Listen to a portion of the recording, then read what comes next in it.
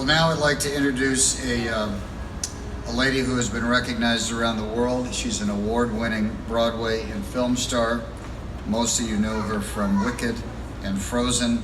She's a tremendous lady. She has given her time and her talent in helping this cause, which we're very grateful for, and we thank you for that. So if I could ask Idina Menzel to please come up and say a few words.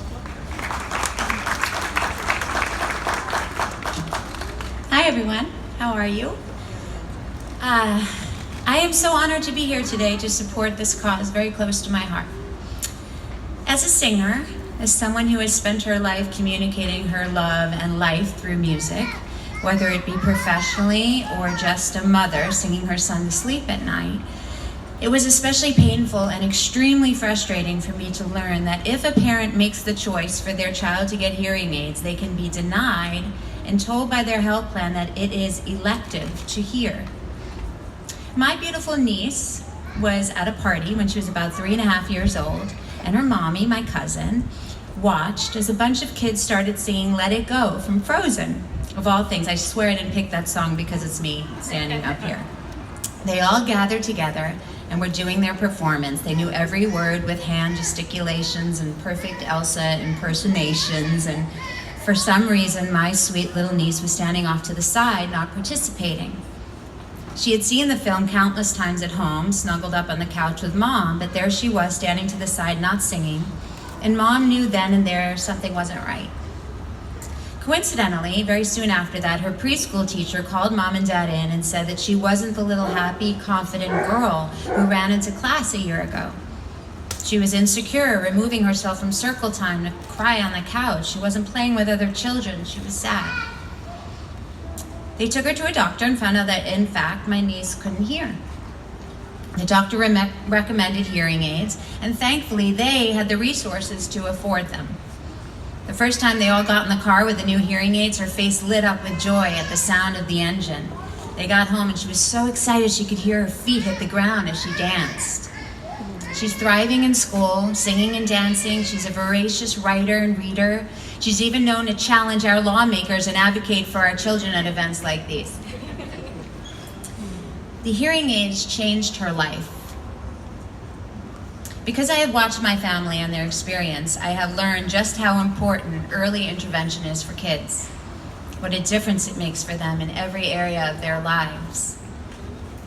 Look, I'm no politician, and I understand there are many bills that come across the desks of our elected officials, but at a time when there seems to be so much hatred and division, so much violence, vitriol, gridlock, it's these things that feel like a no-brainer to me.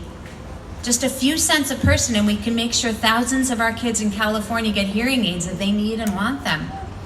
We can look these kids in the eye and we know we're just doing something good and right in this crazy, chaotic world.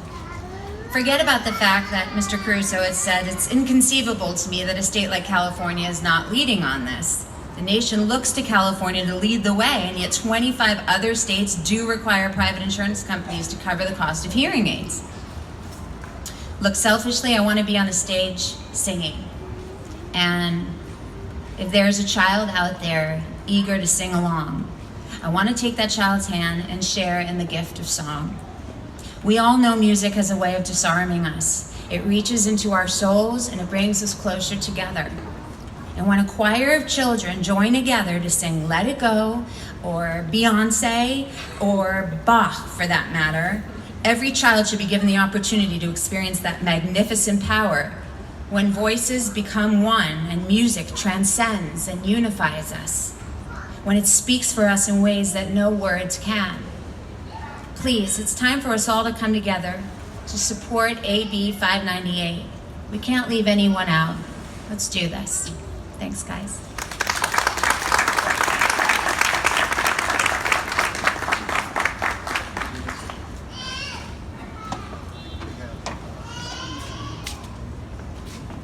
Where's Mary?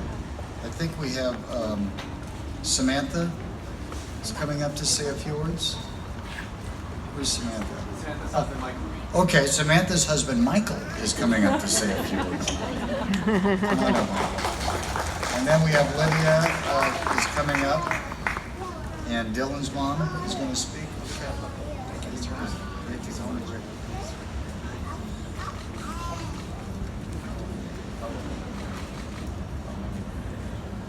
Hello everyone, my name is Michael Cachadorian. First and foremost, I'm a father, proud father of Julian and husband to Samantha. In my professional career, I'm lucky to be a commercial photographer and take pretty pictures. I'm inspired by art, and my wife Samantha and I were inspired by a Gap advertisement a couple years ago that featured a baby with hearing aids and said, "Anything is possible." We believe that anything is possible for children of California if they are all given the same opportunity to hear. We've had to fight for our son Julian to hear, and we hope that these images that we took stir something inside of you to join our fight to let California kids hear. Thank you so much for having us.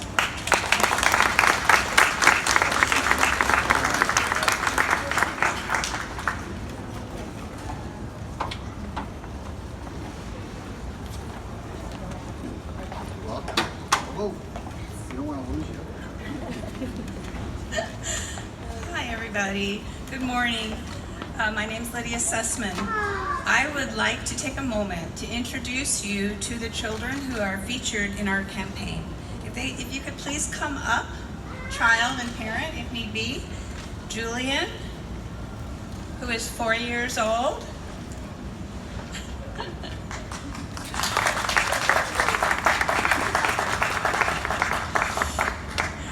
Adrian, who is 10 months old.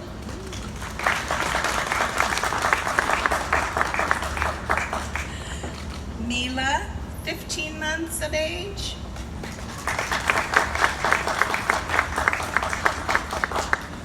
Lucas, who is 12.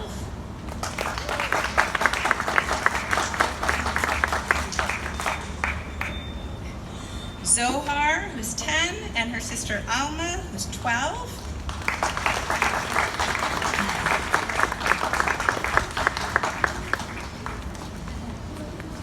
Ruby.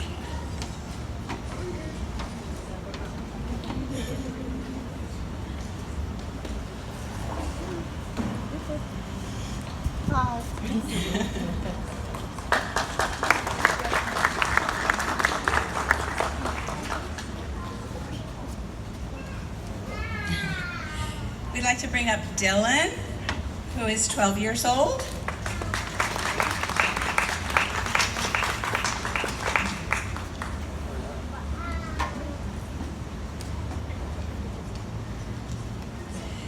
And Bradley, who's 4.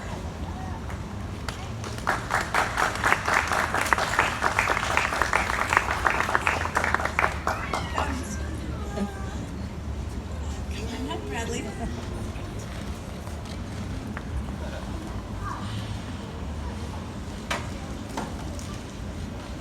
As we roll out our campaign over the course of the next week, you will learn much more about each of these children and the personal struggles that their families have been through to get hearing aids for their child.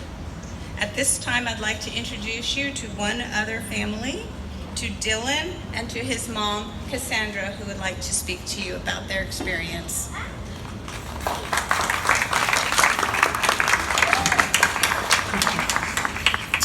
Hi, my name is Cassandra Malhewish, and my 12-year-old son Dylan was born with multiple health complications. The medicine he needed to help keep him alive caused him to be hard of hearing. My husband and I had no idea how severe this would be at the time. After enduring multiple surgeries and other medical procedures, Dylan's hearing aids went on at the age of 1.5. Initially, my healthcare plan covered Dylan's hearing aids, but when I had to stop working to care for Dylan and he needed new hearing aids, his dad's healthcare plan didn't cover it. We were told that hearing aids were elective, and I remember thinking to myself, how is my child being able to hear and speak to me elective?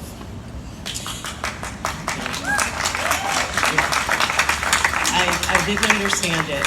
And I also thought, you know, how is this a choice that someone else gets to make the decision for my child whether or not he can hear or speak? This forced our family to pivot between jobs, hoping to find the money and coverage that would work to get Dylan the hearing aids that he needed. So it's been a struggle, and it shouldn't be this hard. So please, everyone, please support this bill. It is very important for our children. Thank you.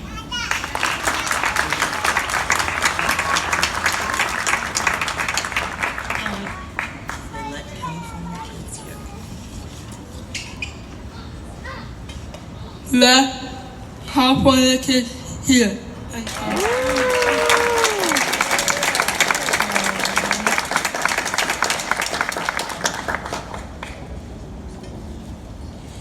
These are not isolated stories.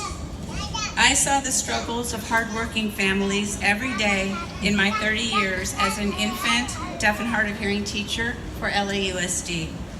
My name is Lydia Sussman, and I'm the co-chair of California, Let California Kids Hear, along with Michelle Marciniak. It doesn't have to be this hard, and that's why we are here today to raise awareness and garner support for AB 598. My brother, Assemblymember Richard Bloom, heard me talk about the struggles of these families for years, and he wanted to do something for this situation and to help all of our families. So thank you to Richard as well. AB 598. Thank you.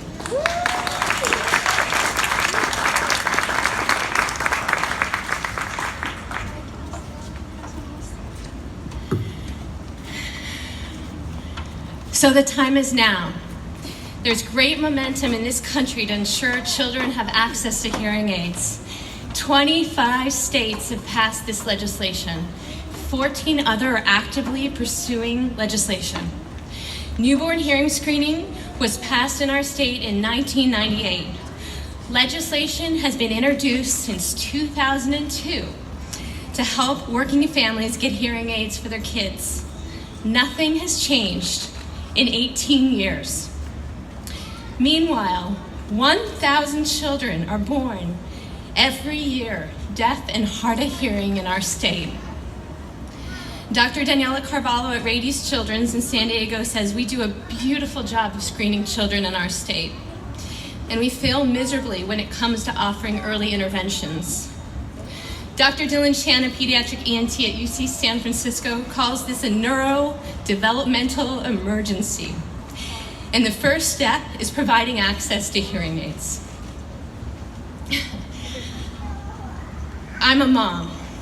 Let California Kids Hear is a volunteer, parent-driven coalition. 35 organizations across the state have signed on in support, including the American Academy of Pediatrics California, the California Children's Hospital Association, California Teachers Association, No Limits for Deaf Children, the John Tracy Clinic, California Hands and Voices, the House Clinic, and the USC Caruso Center for Child Communication, to bring our voices to the halls of Sacramento to urge them to let our kids hear. Assemblymember Bloom's bill AB 598 has received strong bipartisan support on the Assembly side. Not one person's voted against it. And it's now on the Senate side and headed to Senate Appropriations for consideration. We need your help. It shouldn't be this hard. It's time to let California Kids Hear. Please spread the word, follow us on Facebook or Instagram, and most importantly, please call your state senator. Tell them to support AB 598. We want to thank Idina and Rick and his entire team, and Sam and Michael, who produced the campaign and all the beautiful images that you're going to see roll out in the stories in the coming weeks. And Christina James, who signed on for PR pro bono. Thank you to everyone and all the families who have come to Sacramento with their kids, by their sides, to ask them to support. We just want to thank everyone. This has been a community effort, and so many people have brought us this far, and we're hoping to get across the finish line now. Thank you.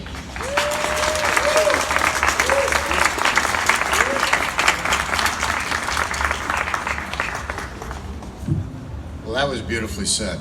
And I don't think there's anything more I could say other than what I said before, is that Tina and I understand your challenges. We understand the pain that you're going through, but we also understand the great hope and the joy that your children are going to be giving you.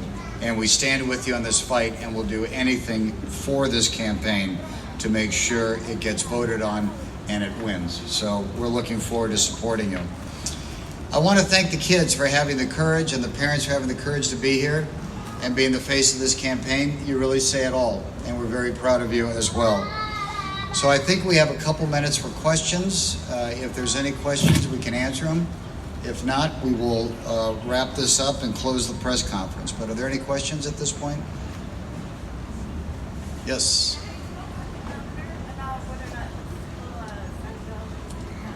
I haven't spoken with the governor yet. I don't know if anybody else has, but I think that call, the right time for that call is when it hits his desk. I have spoken with a few members of the Senate and the Assembly, and it seems to have widespread support, but I wouldn't take anything for granted. Politics is politics, and I think everybody should be leaning in, calling their offices and making sure this happens, and don't rest until it passes. Any other questions? Okay. Well, again, thank you all for being here, and have a wonderful day.